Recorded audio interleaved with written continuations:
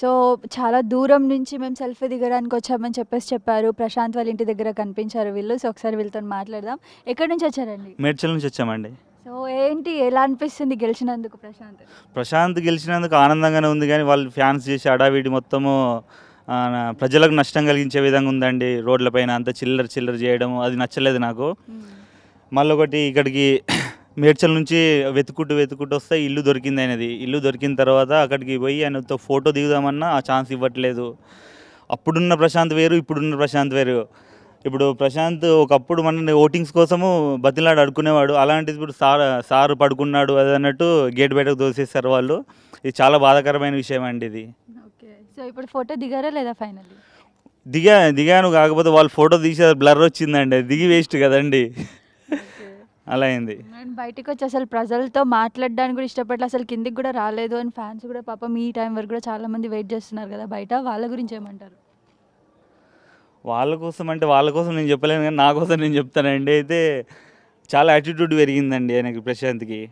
చాలా అంటే చాలా చూపించాడు యాటిట్యూడ్. వాళ్ళ ఫ్యామిలీ, వాళ్ళ అమ్మ నాన్నకి ఒక చిన్న అంటే పల్లవి ప్రశాంత్ గెలిచినందుకు మీకు ఏ విధంగా ఉందని అడిగినా వాళ్ళు సమాధానం చెప్పుకుంటూ వెళ్ళిపోతున్నారండి. అంటే వాళ్ళ ఫ్యామిలీకి అంత యాటిట్యూడ్ పెరగడం తప్పండి. ఎందుకంటే మన ప్రజల నుంచి ఎన్నుకున్నాం కాబట్టి ప్రజల సపోర్ట్ వల్ల ఆ మాత్రము ఆ స్టేజ్కి వచ్చింది కాబట్టి ప్రజలను అట్లా పట్టించుకోవడం తప్పు అండి అన్నట్టు అది. సో, చూసారు కదండి. అంటే లైక్ ఇలా బిహేవియర్ అనేది ఉంది. అండ్ మనం కూడా ఇందాక విజువల్స్లో చూసుకున్నట్లయితే ఎవరిని కూడా లోపలికి వెళ్ళనివ్వలేదు. అండ్ చాలా అంటే లైక్ ఫస్ట్ వచ్చినప్పటి నుంచే రైతు బిడ్డ నేను నార్మల్గా నేను ఇమోషనల్గా చెప్పండి. అయితే అన్నపూర్ణ స్టూడియోకి వెళ్ళానండి ఫస్ట్. అక్కడ ఫుల్ క్రౌడ్ ఉంది. అక్కడ క్రౌడ్ ఉంది. పోలీస్ వాళ్ళు కంట్రోల్ చేయలేకపోతున్నారు. రోడ్లపైకి అందరు జనాలు వచ్చేసి ప్రతి వచ్చిన వెహికల్ అన్నీ అద్దాలు పగలగొట్టడము. అమర్ ఫ్యాన్స్ అని, పల్లవి ప్రశాంత్ ఫ్యాన్స్ అని వాళ్ళిద్దరి మధ్యలో గొడవలు జరిగినాయండి.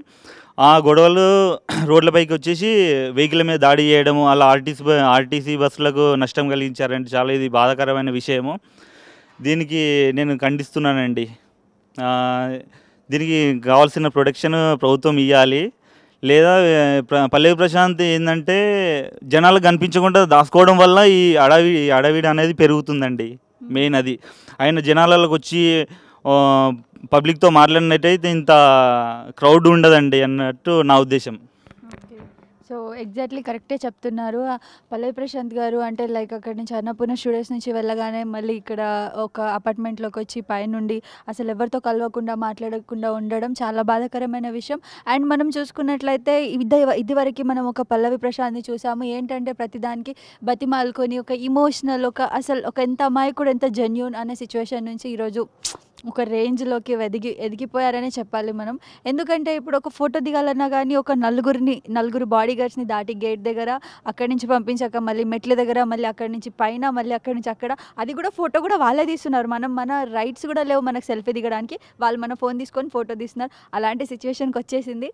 సో, ఎప్పుడు మనుషులు ఒకేలా ఉండరు. మేబీ చాలామంది నెగిటివ్గా అవుతారేమో ఈ సిచ్యువేషన్స్ తర్వాత అని నేను అనుకున్నాను. సో, ఏమవుతుందో చూద్దాం.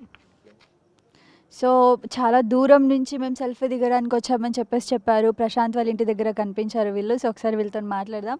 ఎక్కడి నుంచి వచ్చారండి? మేడ్చల్ నుంచి వచ్చామండి. సో, ఏంటి ఎలా అనిపిస్తుంది గెలిచినందుకు ప్రశాంత్ గెలిచినందుకు ఆనందంగానే ఉంది కానీ వాళ్ళు ఫ్యాన్స్ చేసి హడావిడి మొత్తము ప్రజలకు నష్టం కలిగించే విధంగా ఉందండి. రోడ్లపైన అంతా చిల్లర చిల్లర చేయడం అది నచ్చలేదు నాకు.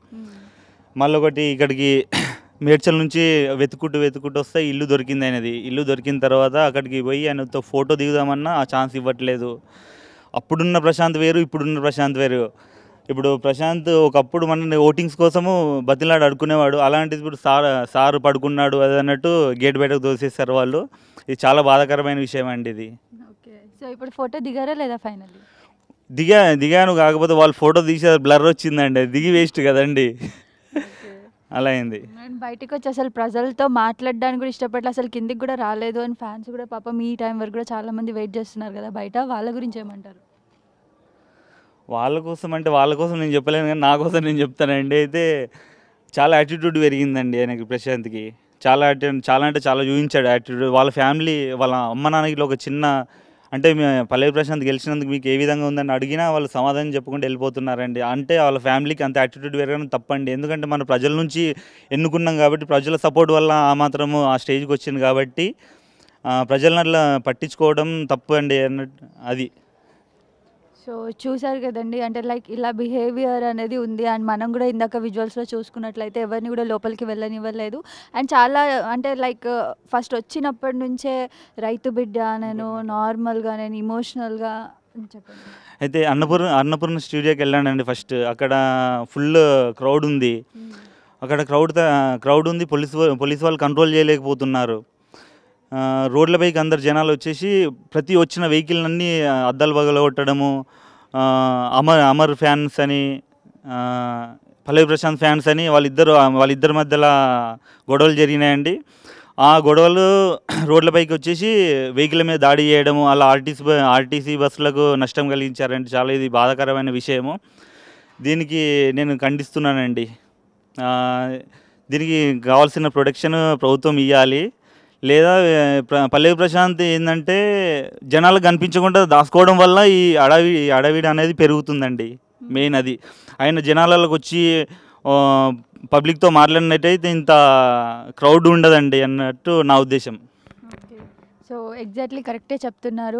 పల్లవి ప్రశాంత్ గారు అంటే లైక్ అక్కడి నుంచి అన్నపూర్ణ స్టూడియోస్ నుంచి వెళ్ళగానే మళ్ళీ ఇక్కడ ఒక అపార్ట్మెంట్లోకి వచ్చి పైనుండి అసలు ఎవరితో కలవకుండా మాట్లాడకుండా ఉండడం చాలా బాధాకరమైన విషయం. అండ్ మనం చూసుకున్నట్లయితే ఇదివరకు మనం ఒక పల్లవి ప్రశాంత్ని చూసాము. ఏంటంటే ప్రతిదానికి బతిమాలుకొని ఒక ఇమోషనల్ అసలు ఎంత అమాయకుడు ఎంత జెన్యూన్ అనే సిచ్యువేషన్ నుంచి ఈరోజు ఒక రేంజ్లోకి ఎదిగిపోయారనే చెప్పాలి మనం. ఎందుకంటే ఇప్పుడు ఒక ఫోటో దిగాలన్నా కానీ ఒక నలుగురు బాడీ గార్డ్స్ని దాటి గేట్ దగ్గర అక్కడి నుంచి పంపించాక మళ్ళీ మెట్ల దగ్గర మళ్ళీ అక్కడి నుంచి పైన మళ్ళీ అక్కడి నుంచి అక్కడ అది కూడా ఫోటో కూడా వాళ్ళే తీస్తున్నారు. మన రైట్స్ కూడా లేవు మనకు సెల్ఫీ దిగడానికి. వాళ్ళు మన ఫోన్ తీసుకొని ఫోటో తీస్తున్నారు. అలాంటి సిచ్యువేషన్కి వచ్చేసింది.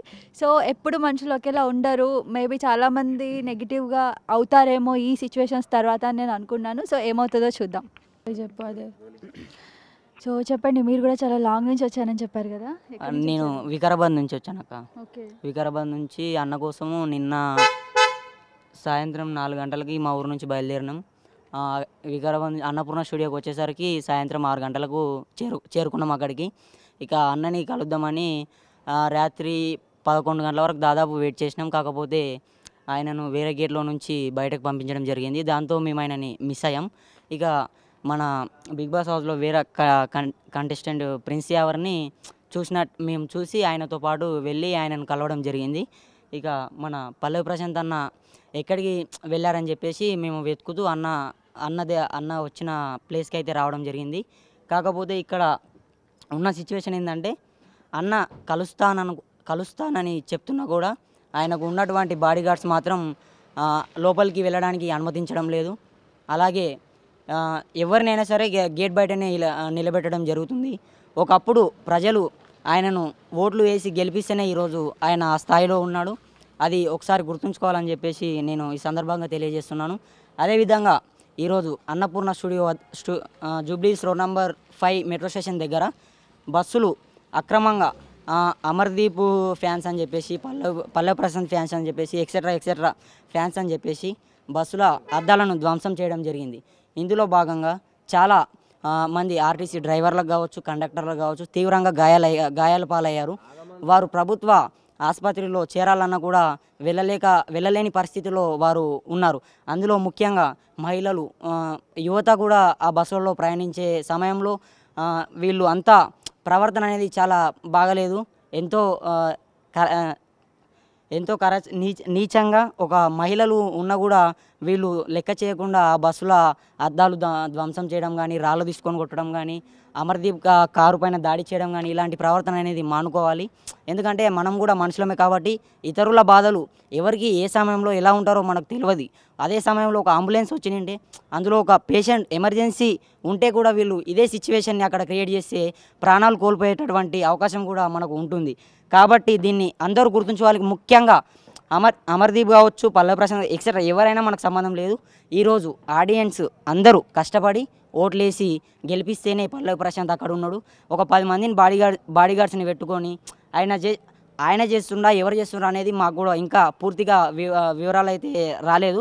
కాకపోతే ప్రజెంట్ ఇక్కడ ఇంటి దగ్గర ఉన్న సిచ్యువేషన్ చూస్తుంటే మాత్రం వాళ్ళకు దగ్గరగా ఉన్న వారిని మాత్రం లోపలికి అనుమతిస్తున్నారు, ఇంకా మిగతా వారిని గేట్ బయట పెట్టేస్తున్నారు. ఒకప్పుడు పల్లవి ప్రశాంత్ చెప్పింది ఏంటంటే, నేను ఒక రైతు బిడ్డని, మీ బిడ్డని, మీరు ఎక్కడ ఉంటే నేను అక్కడ ఉంటా, మీలో ఒకడినై ఉంటానని చెప్పేసి ఆయన ప్రతి వీడియోలో చెప్పడం జరిగింది. కాకపోతే ఇక్కడ వచ్చేసరికి ఈరోజు గెలిచాక ఆయన అక్కడ ఒక 10 మందిని అక్కడ, ఒక 10 మందిని ఇక్కడ పెట్టేసి అవమానిస్తుంటూ కించపరచడం జరుగుతుంది. ఇది రాంగ్ వే అని చెప్పేసి నేను ఈ సందర్భంగా తెలియజేస్తున్నాను. ఇంకా అదేవిధంగా పల్లవి ప్రశాంత్ ముఖ్యంగా ఆయన దగ్గరికి ఏదో అలా కష్టపడి ఆయన దగ్గరికి మేము చేరుకున్నా సరే, ఒక ఫోటో దిగుదామన్నా కూడా ఈరోజు దిగలేని పరిస్థితి ఏర్పడడం జరిగింది. వాళ్ళు బాడీగార్డ్స్ కావచ్చు, ఇంకా అక్కడ ఉన్న వాళ్ళు కావచ్చు, మొత్తం అన్న బిజీ, అన్న రాడు, అది ఇది అని చెప్పేసి ఎవరినైనా సరే ఎలగొట్టడం జరుగుతుంది. మీడియా అని చెప్తే మీడియాను కూడా కొద్దిగా కూడా రెస్పెక్ట్ ఇవ్వకుండా, ఒకప్పుడు మీడియా పల్లవి ప్రశాంత్ జీవిత చరిత్ర కావచ్చు, పల్లవి ప్రశాంత్ కష్టం కావచ్చు, పల్లవి ప్రశాంత్ ఇంకా వివరాలు కావచ్చు, పూర్తి అన్ని అంశాలపైన మీడియా బాగా చర్చించి ఆయన ఇంటి దగ్గరికి వెళ్ళి ఆయనతో ఒక పద్ధతితో మాట్లాడి అన్ని వివరాలను సేకరించి ప్రజలకు తెలియజేసినటువంటి ఏకైక మన మీడియా ఛానళ్ళను కూడా అవమానించడం అనేది చాలా దారుణకరం ఇది. ఎందుకంటే మీడియా లేనిది ఈరోజు ఎవరు లేరు. మీడియా ద్వారానే ప్రతి వారికి ఈ రాష్ట్రంలోనైనా దేశంలోనైనా ఎక్కడికైనా మన ఒక సంఘటన చేరవేయాలంటే అది మీడియాతోనే సాధ్యమవుతుంది. కాబట్టి దీన్ని దృష్టిలో పెట్టుకొని ఏ మీడియా వాళ్ళైనా సరే తక్కువ చేసి చూస్తే మాత్రం ఊరుకునేది లేదు. ఎందుకంటే ప్రతి ఒక్కరూ మనం కష్టాల్లో ఉన్నా వాళ్ళే వస్తారు, మనం సుఖాల్లో ఉన్నా వాళ్ళే వస్తారు. కాబట్టి వాళ్ళని గుర్తించాలి, వాళ్ళకు తగ్గట్టు మనం రెస్పెక్ట్ కూడా ఇవ్వాలి. ఎందుకంటే ఈరోజు మీడియా అనేది రాష్ట్ర వ్యాప్తంగా, దేశవ్యాప్తంగా ఎక్కడ పోయినా సరే ఒక మీడియా అంటే ఎవరైనా సరే ఒక అంటే ఏమవుతుందో మీడియాకున్న పవర్ఫుల్ ఎలాంటిదంటే, మీడియా అంటే ఇది చేస్తే మీడియా వాళ్ళు వస్తారేమో, వార్తలు రాస్తారేమో అని చెప్పేసి ఏమన్నా చెడు ప్రవర్తనలు చేయాలన్నా కూడా ఆలోచించి ఒక మీడియా ఉందనే ఉద్దేశంతో వాళ్ళు ఆగిపోవడం జరుగుతుంది. అటువంటి వాళ్లకు మీడియా పట్ల చాలా గౌరవం ఉంది, భయం ఉంది, భక్తి ఉంది. కాబట్టి దీన్ని అందరూ దృష్టిలో పెట్టుకొని ఏ మీడియా వాళ్ళైనా సరే వాళ్ళని మంచి రెస్పెక్ట్తో ఆహ్వానించి వాళ్ళకు తగిన సమయం కేటాయించి వాళ్లకు ఏ వివరాలు అయితే కావాలనో వాటిని అందించగలరని నా మనస్ఫూర్తిగా వేడుకుంటున్నాను. ఇంతటితో ఇంకోటి విషయం ఏంటంటే, ఈరోజు మన పల్లవి ప్రశాంత్ బిగ్ బాస్ సీజన్లో అమర్దీప్కి పల్లవి ప్రశాంత్కి టై అవ్వడం జరిగింది. ఇందులో అమర్దీప్కు కొన్ని ఓట్స్ అయితే తక్కువ రావడం జరిగింది. ఎందుకంటే పల్లవి ప్రశాంత్ ఒక రైతు బిడ్డ, ఒక రైతు అనే ట్యాగ్తో ఆయన ఇలా బిగ్ బాస్ హౌస్లోకి వచ్చాడు. దానికి అనుకూలంగానే మేము కూడా ఒక రైతు బిడ్డలమే కాబట్టి మాకు రైతుల పట్ల కష్టం, రైతు చేసే వ్యవసాయం గురించి మాకు చాలా స్పష్టంగా తెలుసు. కాబట్టి మేము ఆయనకు ఈరోజు సపోర్ట్ చేసి ఆయనని ఆ స్థాయిలో పెట్టడం జరిగింది. కాకపోతే ఈరోజు ఆయన మమ్మల్ని గుర్తించకపోవడం అనేది చాలా బాధాకరం. ఆయనకు తగిన వారిని మాత్రమే ఆయన లోపలికి అనుమతించి మమ్మల్ని ఈరోజు బయట పెట్టడం అనేది మాకు చాలా చాలా అంటే చాలా బాధని గురి చేస్తుంది. కాబట్టి అందరూ దీనిపైన ఒకసారి దృష్టి పెట్టి, ఒక పల్లవి ప్రశాంత్ అనేటోడు నేను ఒక అందరి పట్ల వాడిని, నేను ఒక రైతు బిడ్డని, ప్రజల బిడ్డని, ప్రజల మధ్యలో ఉండేటోడిని, ప్రజల గురించి ఆలోచించేటోడిని, ప్రజలతోనే నా చరిత్ర, ప్రజలతోనే నా జీవితం అని చెప్పేసి ఆయన చెప్పడం జరిగింది. కానీ ఇక్కడ చూస్తుంటే మనకు అక్కడ అది ఏది కనబడడం లేదు. కాబట్టి దీన్ని కూడా ఆలోచించుకొని పల్లవి ప్రశాంత్ చేస్తున్నాడా, లేకపోతే ఆయన బాడీగార్డ్ చేస్తున్నారా, లేకపోతే ఇంకా దగ్గరి బంధువుల మిత్రుల ఎవరు చేస్తున్నారా అనేది మాకు ఇంకా క్లారిటీ స్పష్టంగా లేదు. కాకపోతే ఇక్కడ మాత్రం ఈరోజు రాత్రి అంతా 3 నుంచి 4 నైటు 1 to 4 వరకు చలిలో పట్టుకొని ఎంతోమంది ఆయన అభిమానులు కావచ్చు, ఎంతోమంది వచ్చి ఇక్కడికి రావడం జరిగింది. చలిలో వచ్చినా కూడా వాళ్ళు దాన్ని పట్టించుకోకుండా వాళ్ళని గేటు బయట పెట్టేసి లోపలికి అనుమతించకుండా, ఎంతసేపు అయినా సరే మీరు ఇక్కడ ఉండండి, అన్న రాడు, తిరిగి వెళ్ళిపోండి కావాలంటే అని మాట్లాడడం జరుగుతుంది. ఒకప్పుడు మాట్లాడిన మాటలు ఇవి కావు. మీరు ఉంటేనే మేమున్నాం, మీరు లేనిది మేము లేము, మీ వల్ల అయితేనే మాకు అవుతుంది, అన్నకు ఓట్లు వేయండి, అన్నని గెలిపించండి, అది అని చెప్పేసి మా కాళ్ళ మీద పడ్డారు. ఈరోజు గెలిచినాక మమ్మల్ని పక్కకు పెట్టేసి మమ్మల్ని గేట్ పైన పెట్టడం అనేది ఎంతవరకు న్యాయమో మీరే ఒకసారి గుర్తుంచుకోవాల్సిందిగా నేను ఈ సందర్భంగా తెలియజేస్తున్నాను. అదేవిధంగా ఏ స్థాయిలో ఉన్న మనిషి ఫస్ట్ మొదటి అడుగు అనేది కింది స్థాయి నుంచే వెళ్తుంది. కాబట్టి ఒకసారి ఆలోచించుకోవాలి. వెనుక ఎవరైతే మనల్ని ముందుకు నడిపించారనేటటువంటి అంశం పైన మనం ఒకసారి ఆలోచించుకొని మనని నడిపించిన వాళ్ళని మాత్రం మనం మర్చిపోవద్దని చెప్పేసి కూడా నేను ఈ సందర్భంగా ఈరోజు పల్లవి ప్రశాంత్ అక్కడ ఉన్నాడంటే ఆయన మిత్రులు కారణం కావచ్చు. కాకపోతే ఆయనకు అండ దండ అన్నీ కలిసి అభిమానులు ఈరోజు ఆయనకు ఎంతో అండగా మా అన్న మా పల్లవి ప్రశాంత్ మా రైతు బిడ్డ అని చెప్పేసి కొట్లాడి పోరాటాలు చేసి అవి ఇవి చేసేసి ఆయనని ఈరోజు మొత్తానికైతే బిగ్ బాస్లో సీజన్ 7 విన్నర్గా చేయడం జరిగింది. దీనికి చాలా సంతోషం. ఒక రైతు బిడ్డగా కామన్ మ్యాన్గా పోయి ఒక సెలబ్రిటీ అయిపోయాడు ఆయన. దీన్ని నేను చాలా ఒక రైతు బిడ్డగా నేను చాలా సంతోషిస్తున్నాను ఈ విషయం. కాకపోతే వీళ్ళు ప్రవర్తిస్తున్నటువంటి తీరు మాత్రం చాలా తప్పని చెప్పేసి నేను భావిస్తూ సెలవు తీసుకుంటున్నాను. Thank you.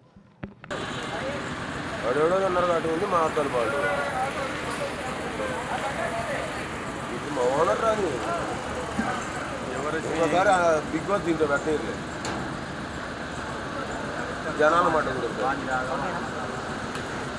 ఎన్ని బల్ల రాజుకు వచ్చినట్టు కలిపింది. సో ఇందాక నేను మీకు చెప్పినట్లయితే లైక్ మన బిగ్ బాస్ అయితే ప్రశాంతంగా కొనసాగింది, కానీ ఆ తర్వాత వాళ్ళు చేసిన రచ్చ అయితే చాలా దారుణం అని చెప్పాలి. ఇక్కడ చూసుకున్నట్లయితే నేను ఇందాక మీకు చూపించినట్లు బస్ పగలగొట్టడం, జనాలపై దాడి చేయడం, రోడ్ పైన వచ్చే ప్రతి ఒక్క బస్ పైన, ప్రతి ఒక్క వెహికల్ పైన, ప్రతి ఒక్క కార్ పైన దాడి చేయడం లాంటివి చేశారు ఫ్యాన్స్. అసలు ఎందుకు ఈ సీజన్లో ఇలా జరిగిందో చెప్పలేము. ప్రస్తుతం ఆ బస్కి సంబంధించిన డ్రైవర్ మనతో ఉన్నారు, చాలా బాధపడుతున్నారు. అసలు మాకు సంబంధం లేని విషయంలో మా బస్సులు పగలగొట్టడం, మాపై దాడి చేయడం జరిగిందని చెప్పేసి. సో ఆయనతో మాట్లాడి ఇప్పుడు ఆయన గురించి తెలుసుకుందాం. సార్ చెప్పండి, అసలు ఏం జరిగింది? బస్సు మేము ఎన్నే పెట్టేసినాము, అదే పబ్లిక్ మొత్తం వచ్చేసారు, రాళ్లతో కొట్టడం మొదలుపెట్టారు. సంబంధం లేదు, మాకు సంబంధం లేని సమస్యతో బండ్లు డైలీ ఇక్కడనే ఉంటాయి, ఇవి వచ్చి రాళ్లతో పలగొట్టేసేసారు. మీరు అడగలేదు అసలు ఎందుకు ఇట్లా చేస్తున్నారు? వాళ్ళు వేల మంది, వందల మందితో ఇంకా మనం ఎవరితో మాట్లాడనే మమ్మల్ని కొట్టడానికి వస్తారు. పోలీసులు ఎవరు లేరా ఇక్కడ? తర్వాత వచ్చేసారు. ఇక్కడ ఉన్నారా పోలీసులు పగలగొట్టేటప్పుడు? అప్పుడు వాళ్ళు లేకున్నారు, తర్వాత వచ్చేసారు అనమాట. ఆర్టీసీ బస్సులో 2 వాళ్ళకి దగ్గర, మా 2 బస్సులు వాళ్ళకి దగ్గర. అప్పుడు తర్వాత పోలీసు వాళ్ళు వచ్చేసారు. పోలీసు వాళ్ళు వచ్చినాక కంట్రోల్ అయ్యారు కొద్దిగా. ఇప్పుడు ఏంటి, ఇప్పుడు దీనికి ఎవరు పెట్టుకోవాలి? ఇంకా అదే పరిష్కారం ఎవరు చేస్తారు? ఎంత వాళ్ళు తీసుకొని పోయిన ఎవరికో లాభం చేసి మాకు నష్టం చేసి పోయారు. మా నష్టాన్ని పరిహారం ఎవరు పూడుస్తారని. సో ఇప్పుడు ఏం క్లారిటీ లేదు. పోలీసు వాళ్ళు కూడా ఏం చెప్పలే, మేము చూస్తాం పొద్దుగాల మార్నింగ్ మాట్లాడతాంలే అన్నారు, అట్లే వెళ్ళిపోయారు.